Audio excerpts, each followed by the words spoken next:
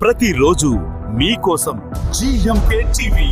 ఇది వార్త, ఇదే నిజం. 2025 నుంచి 26లోకి అడుగు పెడుతున్న తరుణంలో న్యూ ఇయర్ వేడుకలు ఏ విధంగా జరుపుకోవాలి అనే దానిపై మనతో మాట్లాడడానికి అనకాపల్లి డిఎస్పి శ్రావణి మేడం గారు ఉన్నారు. వారిని అడిగి మరిన్ని విషయాలు తెలుసుకునే ప్రయత్నం చేద్దాం. మేడం గారు నమస్తే. ఈ న్యూ ఇయర్కి సంబంధించి మీరు ప్రజలకి, యువతకి చెప్పే సందేశం ఏంటి? సో అందరికీ నమస్కారం. అందరికీ శ్రోతలకు అందరికీ న్యూ ఇయర్ శుభాకాంక్షలు. ఈ న్యూ ఇయర్ మీ లైఫ్లో హ్యాపీనెస్ని, జాయ్ని తీసుకురావాలని నేను మా పోలీస్ డిపార్ట్మెంట్ తరపున కోరుకుంటున్నాం. ఇప్పుడు న్యూ ఇయర్ అనేది అందరి లైఫ్లో ఒక పెద్ద మూమెంట్ లాగా సెలబ్రేట్ చేసుకుంటాం. కానీ దయచేసి డ్రంక్ అండ్ డ్రైవ్స్ అండ్ తాగేసి వెహికల్స్ నడపటం కానీ అండ్ ఇతరితర మాదక ద్రవ్యాలు తీసుకోవటం కానీ, don't go for ganja or any other drug related items.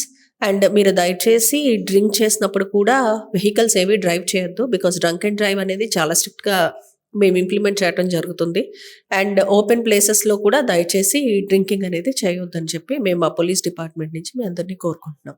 Thank you. ఇప్పుడు అనకాపల్లి జిల్లా మొత్తానికి సంబంధించి పోలీస్ అధికారులకి ఎటువంటి దిశానిర్దేశం చేశారు?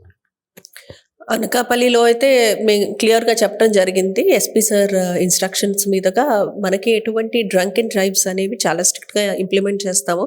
ఆ రోజు వెహికల్ చెక్కింగ్స్ అనేది చాలా ర్యాంపెంట్గా చేస్తూ ఉంటాము. ఎవరైనా డ్రంక్ అండ్ డ్రైవ్లో దొరికితే మాత్రం we're going to take strict actions.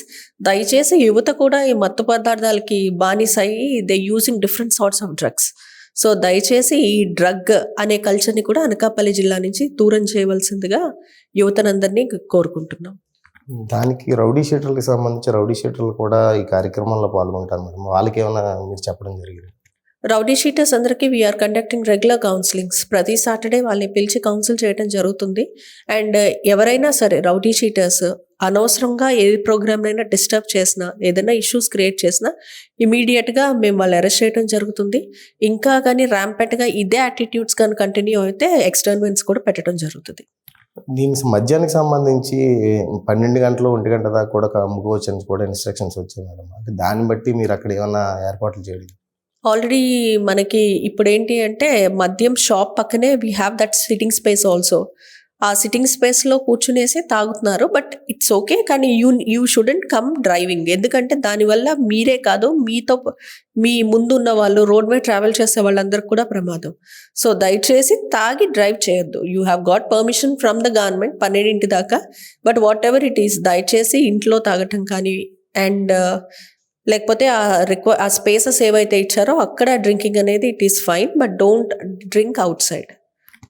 Right. మొత్తానికి చూసుకుంటే ఎస్పీ ఆదేశాల మేరకు, డిఎస్పీ మేడం ఆదేశాల మేరకు అనకాపల్లి జిల్లా పోలీసులందరూ కూడా పూర్తి స్థాయిలో డ్రంక్ అండ్ డ్రైవ్ కేసులు, అలాగే యువత ఎవరైతే ఉన్నారో వాళ్ళు విచ్చలవిడిగా తిరగరాదని, ఎటువంటి అవాంఛనీయ సంఘటనలు జరగకుండా చాలా జాగ్రత్తగా న్యూ ఇయర్ వేడుకలు జరుపుకోవడానికి కూడా చెప్తున్నారు.